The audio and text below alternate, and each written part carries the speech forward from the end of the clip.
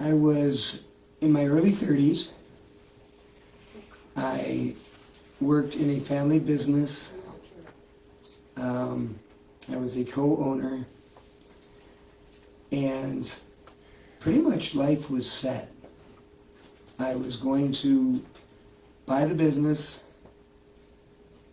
have the house, the cars, the vacations, and still get to minister, which I really enjoyed, and play music, which I really enjoyed. So I had it all, because I was going to get to do the stuff I actually wanted to do and have the money to fund it, be a responsible adult, and basically look like a good guy. That was pretty cool. And then this inner voice started saying, follow what you want to follow and don't worry about that. And it got louder, and it got louder. And to the point where I knew that I was just going to just drop everything and follow God. And it didn't sit well with me. I didn't talk to anybody else about it, because I knew that I was going to be letting my family down if I did that. I was certainly going to be letting my wife down if I did that. And let's face it, stepping out into the unknown is scary. Then all of a sudden my world started changing. We've all heard that illustration of how a baby eagle, the mother, it's in the nest, and then this is a sermon illustration that I'm butchering, but it's in the nest, and so the mother eagle just starts pulling out the feathers and all the things that make it comfortable until the eaglet is just sitting there in this uncomfortable position. And then, boop, fly. And my life began to have that experience. And during this experience, it was a construction company, so I'm driving around in a pickup all the time. And all of a sudden, my intestines started agreeing with this little voice that you are under pressure, you are supposed to go in a different direction, and you're not. You're fighting it. And I started getting, every time I would eat, I would need to know where the bathroom was at. And it's a crappy story, I know, but I knew, yeah, if only we had a drummer.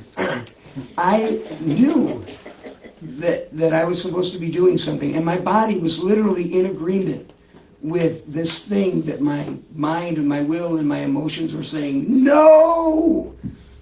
You have the thing, the dream. You could be sitting good right now. You know where Indian Fort is? It's along the Rock River. I was just upriver from the dams there. And I was driving to go meet, I had to do a bid for a job. And I had to go do this bid, and then I had to go back and meet with my employees to make sure that they weren't, standing around smoking cigarettes doing nothing. And I'm driving along, and all of a sudden my stomach turns.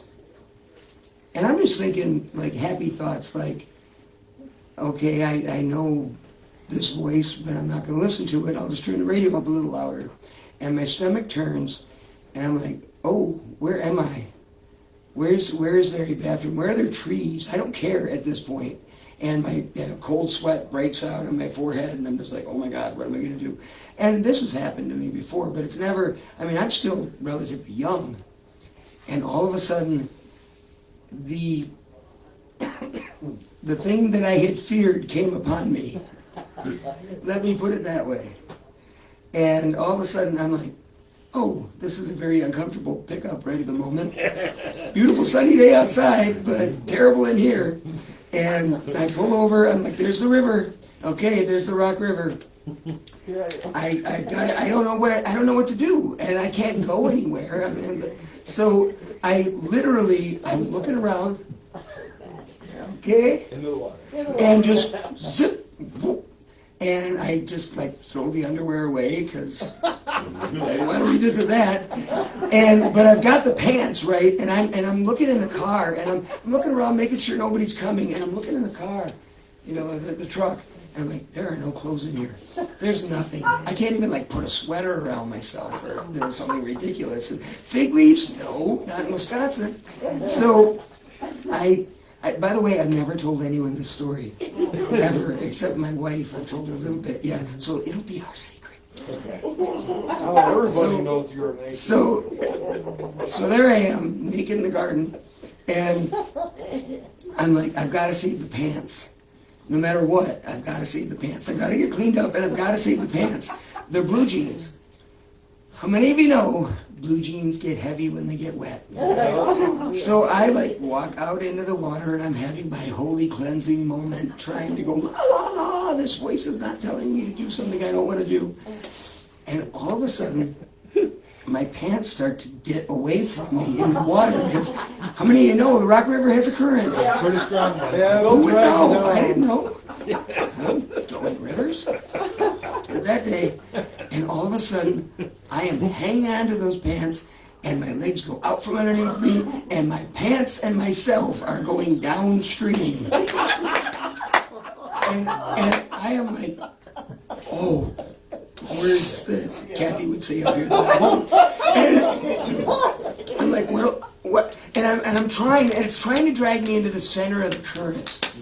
Because like an idiot, I'm like, I may be dead, but I'll have my pants. And I'm getting, and I'm like, there's no traction. Believe it or not, there's mud at the bottom of the river. And so my feet are just going out from underneath, and I'm trying, and there's a little bend in the river, and I can see a tree. And I'm like, I'm just going to kind of let myself go, and when I get to that tree, I'm going to grab on, right? That looks so good in Tarzan movies. That's not an easy move, yeah. And so I get right to the edge, and I grab the tree, and I'm like, okay, I got this. And then my pants are just pulling me, and the leaves start to slip out from the tree, and I'm like, oh my God, I'm going to die. I'm going to go right up against that dam, and I'm going to get pulled under, and I am going to die, all because I crapped my pants. And I know that it's because I refuse to listen to that voice. I know it. I'm going to die, and it's going to be because I don't want to give up comfort or let anybody else down. That's what it really came down to. And probably I ate something terrible. I don't know. But and it's slipping, and I let the pants go. And I'm like, I'm going to be naked, but I might make it out of this. And I'm like hanging out, and the whole time I'm just thinking, this is the stupidest thing I have ever heard in my life, and I can't tell anybody. There's nobody to tell, because I'm going to be dead. You know this is on the internet, right? Yeah. And there are pictures. Not of that. You don't know that. When I was in the Air Force, I used to read the local newspaper, Great Falls, Montana.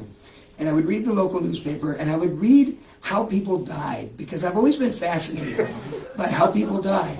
And the best story I ever heard was a guy, not for the guy, by the way.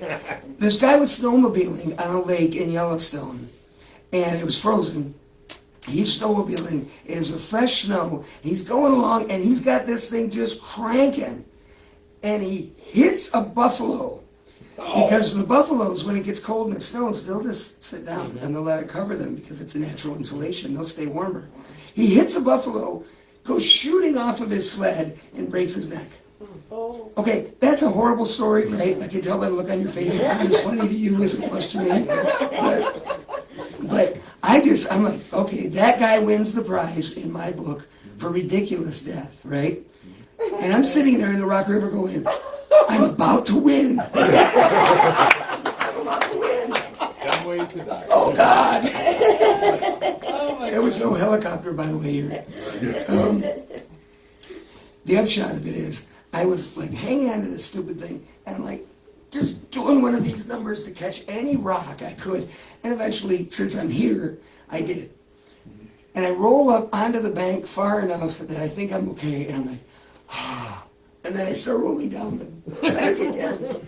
I get right to the edge of the water, and I stop. I'm like, okay, I'm not going to move until, because now I'm exhausted. I'm not going to move until I can get, so there I am, just naked. I think I had a t-shirt on or something. And I get up out of the water, and I'm looking, and I can see the dam. It's not that far away. And I'm going, okay, I'm alive. What does this mean? I'm alive. And I look, and the water curls around and brings my pants right up to the edge of the bank and deposits them right in the mud. And I'm like, I'm alive and I have pants. Praise Jesus! And I don't think I need to tell the rest of the story because I'm here and I'm not there, and that never was my life. My life changed that day because I just said, okay, I get it. I don't know where this road goes, but I get it. That's my crappy story. Can I say one thing? Please. I'm so proud.